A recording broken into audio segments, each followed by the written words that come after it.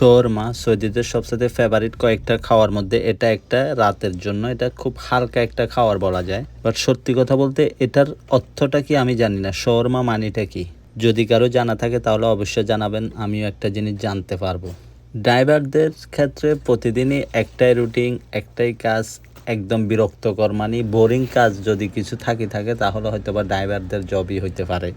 সবসময় মোবাইলকে কেয়ারফুলি হাতের পাশে রেখে মানে রেডি থাকতে হবে, কোন সময় ফরমান চলে আসতেছে, কোন সময় চলে যাইতে হবে। এই ব্যাপারটা কেমন দাঁড়ায় জানেন? ফায়ার সার্ভিস জবের মতো আপনি সবসময় অ্যাকুরেট রেডি থাকতে হবে, কখন আপনার জন্য কোথাও থেকে কোনো একটা দুর্ঘটনার কল আসতেছে আর আপনার সাথে সাথে ওইখানে যাওয়া লাগতেছে।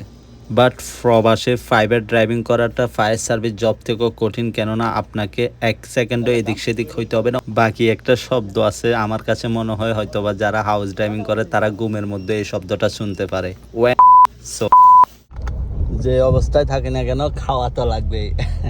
গাড়ির মধ্যে লাইট নষ্ট, মোবাইল জ্বালাইতে তারপর খাওয়া চলতেছে, আমারটা আমি কোলে নিয়ে বসে আছি।